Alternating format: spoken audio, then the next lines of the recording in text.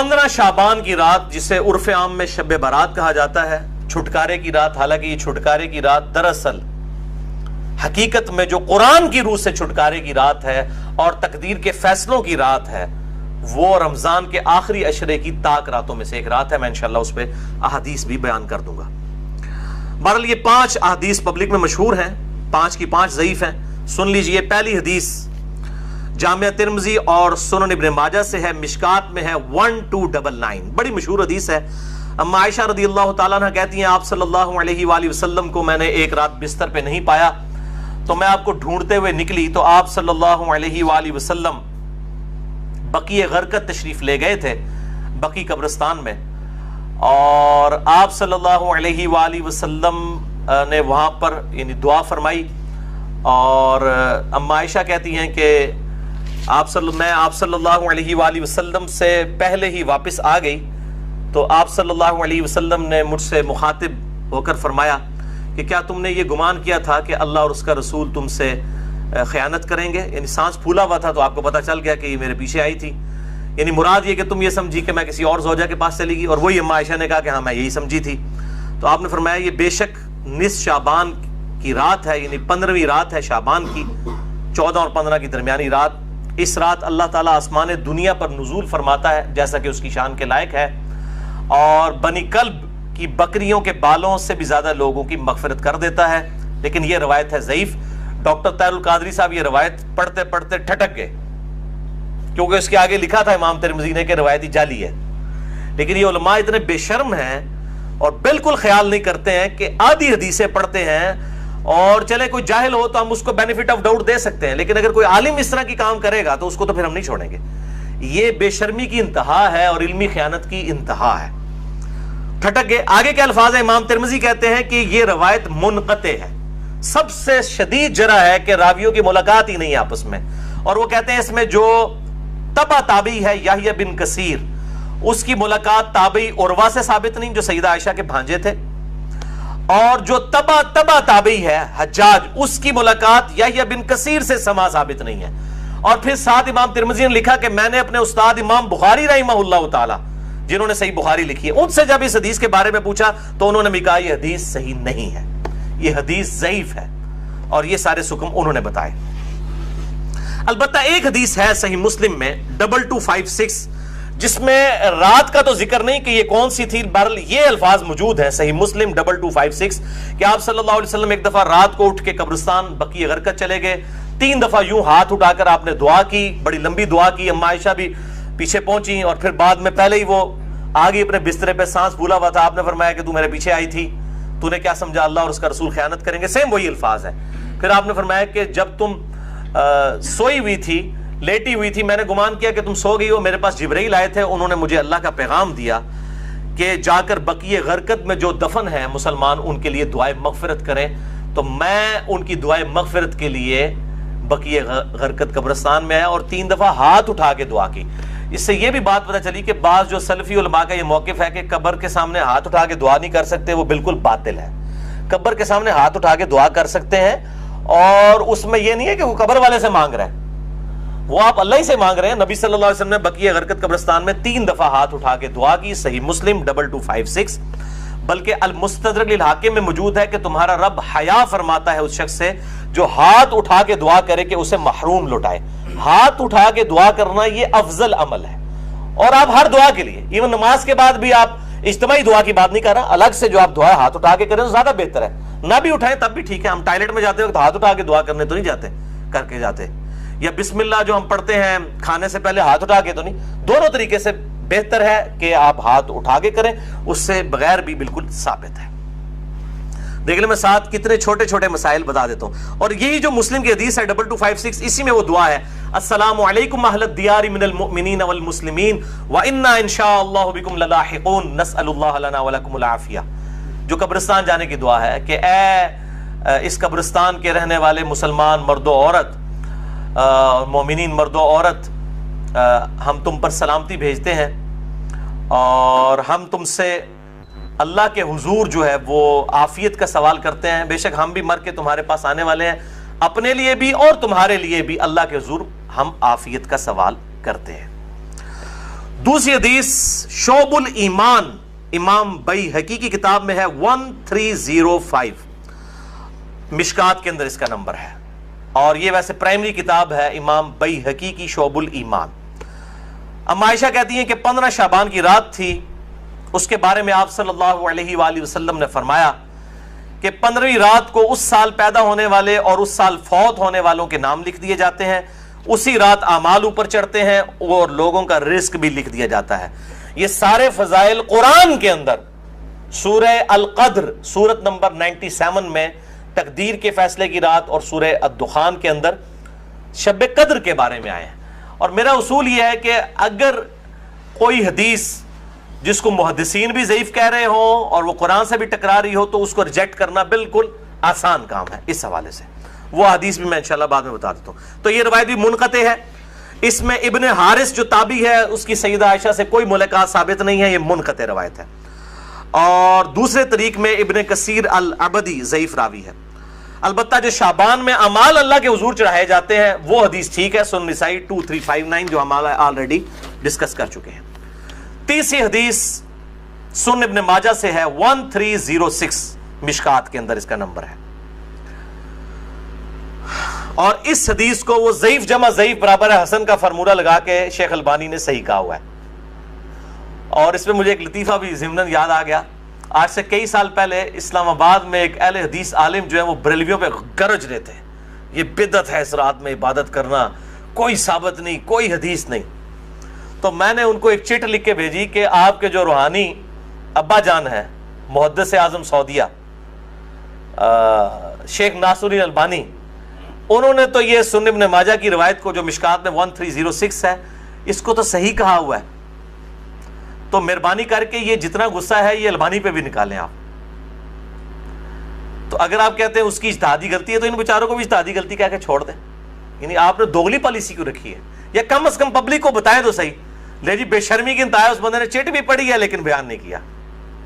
اپنے بابے سب کو پیارے ہیں، ہمارا بابا ہمیں پیارا تو وہی صاحب ہے، بابے سب کو پیارے ہیں۔ یہ بابوں کا فتنہ بڑا خطرناک ہے، چاہے وہ کسی بھی شکل میں نکل آئے۔ تو یہ مجھے ضمناً بات یاد آ گئی اسی حدیث کے حوالے سے۔ ابو موسیٰ اشعری رضی اللہ تعالیٰ عنہ کہتے ہیں کہ نبی صلی اللہ علیہ وسلم نے فرمایا، بے شک اللہ تعالیٰ شعبان کی 15ویں رات اپنے بندوں پر خصوصی توجہ فرماتا ہے اور تمام مخلوق کو بخش دیتا ہے سوائے نمبر 1 مشرک کے اور نمبر 2 کینہ رکھنے والے کے۔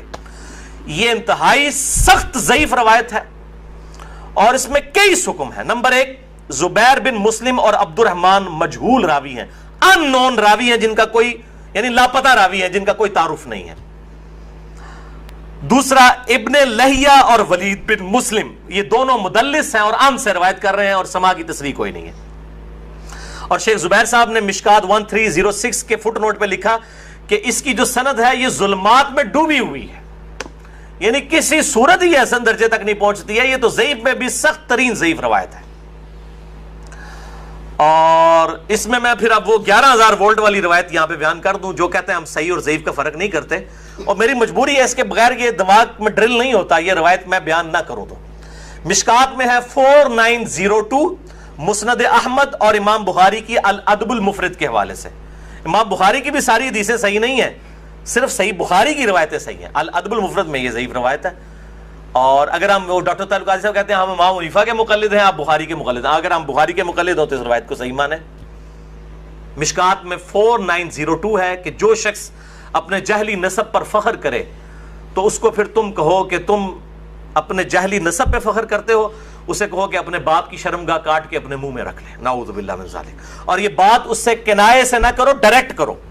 اتنی بےہودہ بات آپ صلی اللہ علیہ وسلم کبھی کہہ سکتے ہیں؟ وَإِنَّكَ لَعَلَىٰ خُلُقٍ عَظِيمٍ، اخلاق کے بلند ترین درجے پہ فائز۔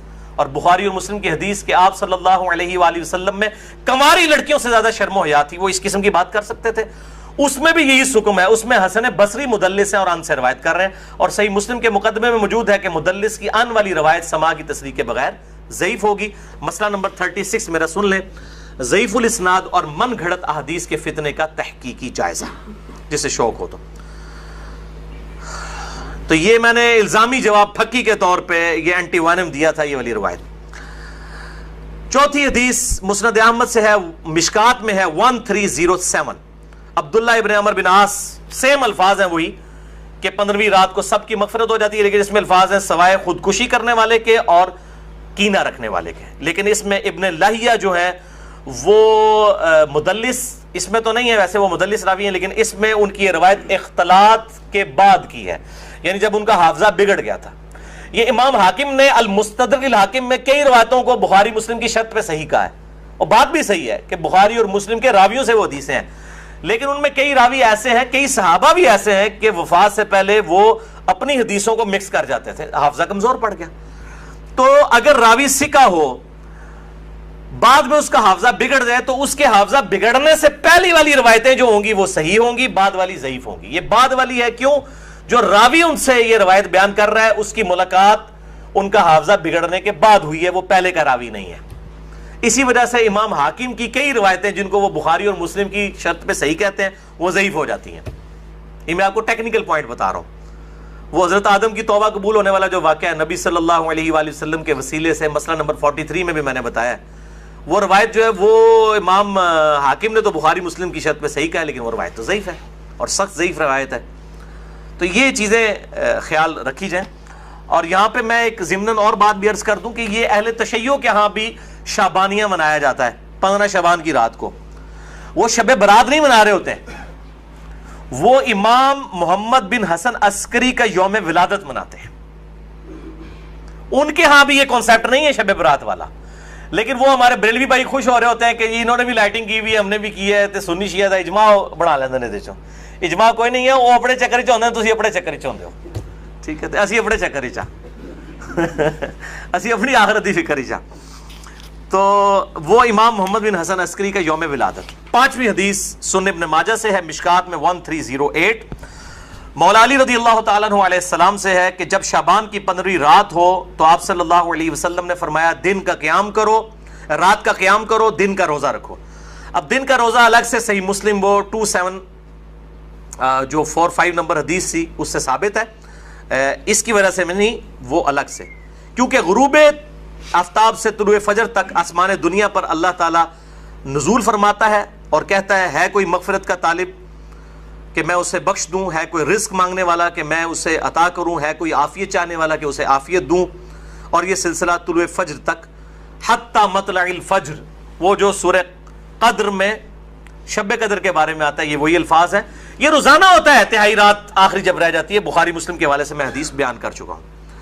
تو 15 شعبان کا روزہ جو ہے وہ معاملہ بالکل الگ ہے. اس حوالے سے اور کئی روایتیں ہیں. شیخ زبیر علی رحمہ اللہ تعالیٰ نے ایک پورا مضمون لکھا تھا جو مقالات کی پہلی جلد کے اندر وہ مضمون موجود ہے، جسے شوق ہے تو وہ پڑھ سکتا ہے. 14-15 صفحوں کا مضمون ہے جس میں انہوں نے یہ ساری بحثیں اس کی ضعیف روایتوں کے حوالے سے کی ہیں، اور انہوں نے ہی ایک صحیح قول بھی ایک تابعی کا لکھا. لیکن چونکہ تابعی کا قول مقطوع ہوتا ہے اور تابعی اگر کوئی غیب کی بات کرے گا تو وہ ضروری نہیں کسی صحابی سے سنی ہو، وہ کسی دوسرے تابعی سے بھی سن سکتا ہے. صحابی کی غیبی خبر جو ہے نا بیان کی ہوئی وہ امپلائڈ ہے کہ نبی صلی اللہ علیہ وآلہ وسلم سے سنی ہے.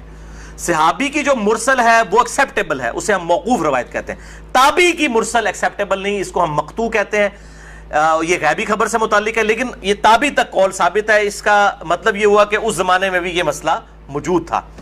مکحول تابعی ہیں شام کے، یہ مشہور تابعی ہیں، اور ان کے بارے میں مشہور ہے کہ اکثر مرسل روایتیں چھوٹے ہوئے واسطوں والی بیان کرتے تھے.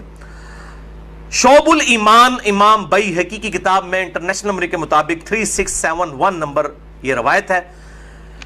وہ کہتے ہیں کہ 15ویں شعبان کو اللہ تعالیٰ زمین والوں کی طرف متوجہ ہوتا ہے 15ویں شعبان کی رات کو، اور کافر اور کینہ رکھنے والے کے سوا سب کو بخش دیتا ہے. اب یہ روایتیں اتنی زیادہ ہیں کہ اس کی وجہ سے بعض اہل حدیث علماء کا بھی یہ موقف ہے کہ کچھ نہ کچھ اس کی اصل موجود ہے. اکثر تو نہیں مانتے لیکن کچھ اہل حدیث علماء بھی مانتے ہیں، اور دیوبند بریلوی تو ویسے ہی مانتے ہیں. اور میرا موقف شروع سے جو تھا وہی ہے کہ میں ہمیشہ فتویٰ نہیں لگاتا، خود کرتا نہیں ہوں، کسی پہ فتویٰ نہیں لگاتا. میرا مسئلہ نمبر 44 پرانا بھی سن لیں اور اب یہ نیا بھی آج ریکارڈ ہو رہا ہے. میرا موقف وہی تھا 5 سال پہلے بھی، اور باقی میں خود کیوں نہیں کرتا، جب تک کوئی چیز اتھینٹیکیٹ نہ ہو جائے تو نہیں کرنی چاہیے. یہ اکثر کہتے ہیں نیکی کا کام ہے، خیر ہے کرنے دو جی. لوگ سال کے بعد اگر کوئی نکلی ہے عبادت کے لیے، تو میرے بھائی سال کے بعد لوگ عید کی نماز کے لیے نکلتے ہیں، تو آپ عید کی اذان کیوں نہیں دیتے ہیں لوگوں کو بلانے کے لیے؟ نہیں جی ثابت نہیں ہے. تو کیا ثابت نہ ہوئی تو کیا ہوا, گناہ کا کام تو نہیں ہے, دے دیا کرے اذان. سال بعد لوگوں نے عید پڑھنے کے لیے نکلنا ہوتا ہے, پکیجے الزامی جواب, اینٹی وینم, لاجیکل آنسر. تو کہیں گے نہیں جی ثابت نہیں. بھئی آپ کا تو فارمولا تھا ثابت ہو یا نہ ہو, نیکی کا کام ہے تو کر لیں. تو عید کی اذان دے دیں, جنازے کی اذان دے دیں, کیوں نہیں دیتے؟ کہتے ہیں جی نبی صلی اللہ علیہ وآلہ وسلم سے ثابت نہیں. ہم بھی یہی کہہ رہے ہیں. اور پھر اس حدیث کو بھی یاد کر لیں جو صحیح مسلم میں 2684 اور مشکات میں 2052 ہے کہ آپ صلی اللہ علیہ وآلہ وسلم نے جمعے کے دن کو اور جمعے کی رات یعنی شب جمعہ کو قیام کے لیے مخصوص کر لینا, یعنی میں نے صرف یہ اسی میں ہی قیام کرنا ہے, اس سے منع فرمایا ہے. اور الا یہ کہ کسی کے روزے پہلے سے چلتے آ رہے ہوں یا کوئی پرٹیکولر روزہ آ جائے, جس طرح 10 محرم کا روزہ آ گیا یا یوم عرفہ کا, وہ رکھ سکتا ہے, اس کے علاوہ نہیں. اور بیسیکلی مقصد تھا مخالفت یہود و نصارہ کی. یہودیوں نے ہفتے کے دن کو مخصوص کیا اور عیسائیوں نے اتوار کو, تو کہیں مسلمان جمعہ ہی نہ پھاڑ لین خالی, اور پھر بھی مسلمان بعض نہیں ہے انہوں نے جمعہ پھاڑ لیا ہے, خیال ہونا پھر بھی کوئی نہیں کیا. وَلِعَوْذُ بِاللَّهِ تَعَالَى.